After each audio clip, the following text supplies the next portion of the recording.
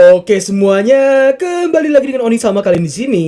Pada kesempatan kali ini, kita akan melanjutkan alur cerita dari anime yang kadang membuat gua takut.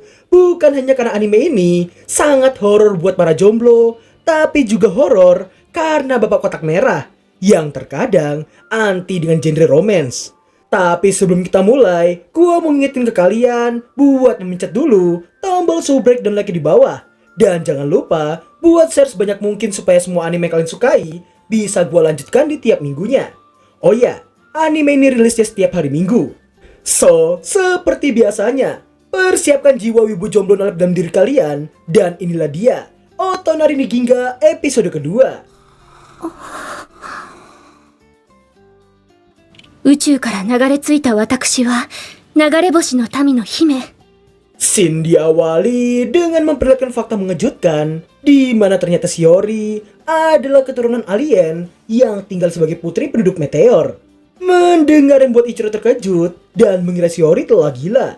Shiori kemudian memberitahukan tradisi di negaranya yang mengharuskan siapapun yang tertusuk oleh ekornya untuk menikah dengannya.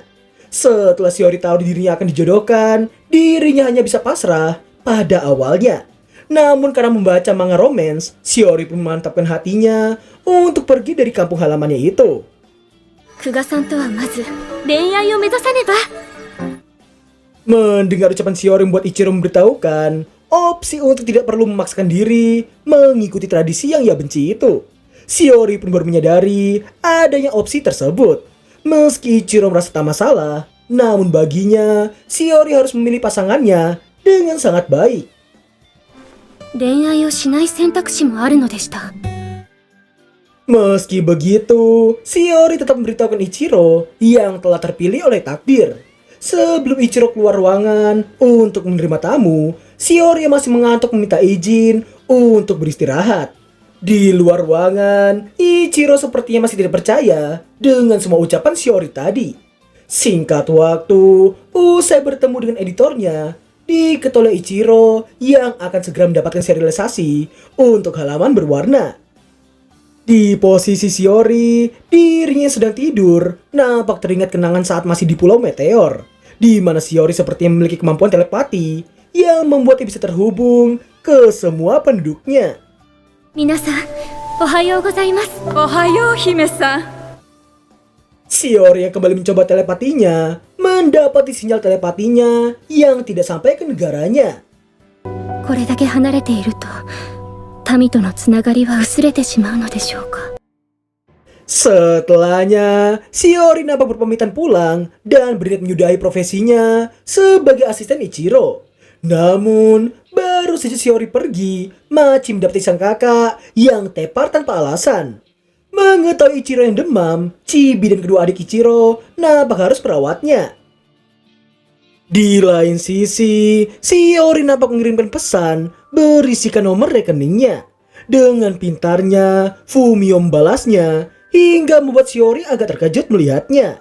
Setelah itu, Fumio dan Machi yang sangat khawatir dengan sang kakak nampak menindihnya supaya demam yang dialami Ichiro dapat terbagi dengan mereka berdua. Di tengah demamnya itu, Ichiro nampak mengkhawatirkan Shiori. Namun tak lama kemudian, 私の手を握ってください。 Ichiro pun terkejut melihat Shiori yang datang padanya. Shiori kemudian meminta supaya Ichiro menggenggam tangannya. Shiori bahkan turut minta maaf karena dirinya adalah penyebab dari Ichiro yang demam. Yang mana itu terjadi karena mereka yang terpisah cukup jauh. Daripada disebut dipengaruhi, lebih tepat disebut didominasi olehnya. Shiori juga tahu demam Ichiro yang agak mendingan sejak dirinya datang. Dari ucapan Shiori, diketahui Ichiro yang saat ini sedang menerima hukuman. Itu semua karena Ichiro yang telah ditandai sebagai tunangannya. すべては秘めたる私を守るため。大いなる星の意志は私にもあなたにも制御できません。 Melihat Shiori yang terus minta maaf, hal itu membuat Ichiro mencoba untuk kuat dan menenangkan Shiori yang nampak sangat menyesalinya. Sebagai balasannya, Shiori berniat untuk menjaga dirinya.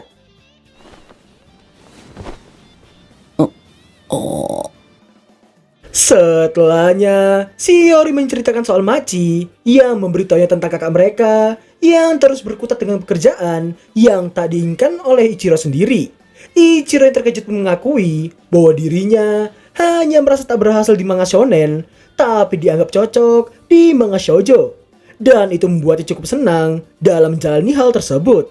Setelah mendengar ucapan Shiori yang berkata Ichiro yang menanggung semua beban dan selalu menemukan jalan terbaik, hal itu membuat Ichiro memberitahukan dirinya yang tak pernah menganggap beban itu semua. しんどくないですか？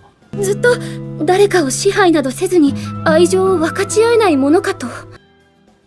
Ucapan Ichiro membuat Shiori baru terpikirkan satu hal yang selama ini terbesit dalam pikirannya, di mana dirinya diketahui ingin jatuh cinta tanpa mendominasi sama sekali. Shiori kemudian merasa tertarik dengan buku Ichiro yang tergeletak di sebelahnya. Dan rupanya itu adalah draft mewarnainya. Saking tidak sabarnya karena telah menunggu selama 1 tahun, Ichiro sampai menggambar banyak hal. Setelah melihat-lihat, Ichiro nampak menanyakan pendapatnya. 私はこれが好き。 Ketika Ichiro yang ingin kembali bersemangat, namun karena tidak kuat, dirinya pun tumbang dan tak sanggup berdiri. Ichiro kemudian teringat ucapan Shiori tadi, di mana hanya dengan menyentuh tangan Shiori, maka demamnya akan sembuh. Setelah membenarkannya, Ichiro mau tak mau harus melakukannya.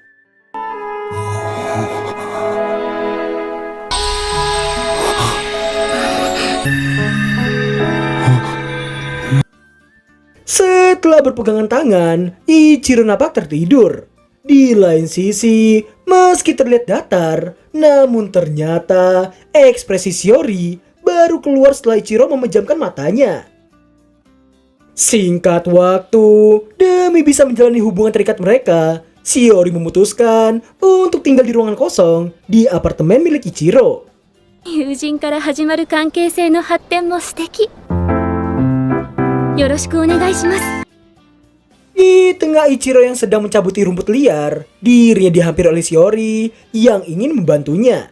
Di saat mereka yang sedang mencabuti rumput, Shiori rupanya tahu apa yang sedang dipikirkan oleh Ichiro, di mana dirinya pasti ingin mengetahui tutorial membatalkan perjanjian. Meski belum mengetahui caranya, namun Shiori mengaku telah memerintahkan bawahannya untuk membantu memeriksa hal tersebut. これくらいでしょうか。 早っ！ Setelah itu, Shiori nampak mengajak Ichiro untuk pergi berbelanja dengannya. Sesampainya di mall, Shiori membutuhkan beberapa baju dan kebutuhan harian lainnya, memutuskan untuk melihat-lihat terlebih dahulu. どうでしょうか。これとこれとこれで迷っていて。 Baju serba hitam membuat Ichiro tak memahami di mana letak perbedaannya. Mendengar membuat Shiori berniat memilih baju yang lain. Sesaat kemudian, Shiori nampak bersemangat karena mendapati kombinasi baju yang dirasakan bagus olehnya. どうですか。 Ichiro yang tidak peka sama sekali membuatnya bisa menganggap setelan baju Shiori yang agak mirip dengan seragam sekolahan. Setelah mengetahui cerita Shiori yang bersekolah secara korespondensi, dirinya jadi tidak pernah memakai seragam sekolah selama hidupnya. Hal itu membuat Ichiro memintanya untuk membeli setelan tadi. 買っちゃいましょう。ちゃいます。 Singkat cerita, sehabisnya terpukau dengan toko buku di sana, Shiori memutuskan untuk membeli beberapa manga, terkhususnya manga Ichiro. Mereka kemudian nampak beristirahat di sebuah kafe. Ternyata pesanan mereka yang juga telah sampai. Puding untuk Shiori dan sundae strawberry untuk Ichiro. Shiori yang seperti memanjatkan doa membuat Ichiro mempertanyakannya. Namun itu bukanlah doa, melainkan sebuah kebiasaan sebelum makan. この素晴らしいプリンですね。 Setelah itu, Ichiro memberitahukan tentang situs Pulau Meteor, yang mana Ichiro menunjukkan sebuah situs yang dimaksud untuknya. Namun ternyata, Shiori adalah tipe orang yang sangat gaptek. Ichiro kemudian mulai bercerita tentang awal mula legenda Pulau Meteor, di mana muncul sebuah bintang yang sedang menangis dan tetesan air matanya nampak diserap ke dalam tubuh seorang bocil dan menyalurkan kesedihan tadi pada bocil itu. Bocil itu kemudian membagikan air matanya ke beberapa anak lainnya. Hal itu membuat mereka semua memahami perasaan Bintang nangis tadi. Meski Bintang tadi telah pergi, namun perasaannya tetap tertinggal di dalam tubuh para bocil. Dan itu membuat Bintang tadi tak akan merasa kesepian lagi. Setelah bercerita, ternyata cerita tadi adalah cerita versi untuk para bocil. Karena yang sebenarnya Bintang yang dimaksudkan adalah sebuah meteor. Dan air mata yang dimaksud adalah mikroorganisme yang ditanamkan ke dalam tubuh penduduk Pulau Meteor. Diketahui nenek Shiori adalah anak pertama yang ditanamkan mikroorganisme tadi. Karena semua hal itu, Shiori jadi tak mengenal dunia luar dan hanya memahami dunia luar dari manga yang ia baca. Revolusi, sejarah, kehidupan sehari-hari di negara asing, sampai cerita tentang OSIS yang berkuasa di atas para siswa. Setelah mendengar nenek Shiori lah yang membantu Shiori untuk keluar pulau, hal itu membuat Ichiro minta maaf karena padahal Shiori sudah susah payah meninggalkan pulau itu, tapi malah harus terjebak bersamanya. Singkat waktu, meski Shiori terus beroptimis untuk memahami cinta sesungguhnya, namun Ichiro si Gobloy masih bersikeras untuk membatalkan kontraknya dan mengatakan hal yang cukup menyakitkan untuk Shiori. 他にいい人探しましょう。Ichiro yang bersin membuatnya harus pergi ke toilet. Namun ketika kembali, Ichiro mendapati beberapa orang yang nampak menggoda Shiori. Shiori yang polos tak memahami apapun dan menerima mereka mengobrol dengannya. Ichiro yang buru-buru pun langsung menggenggam tangan Shiori supaya mereka segera pergi dari sana. Namun karena Shiori yang merasakan sakit di tangannya, secara tiba-tiba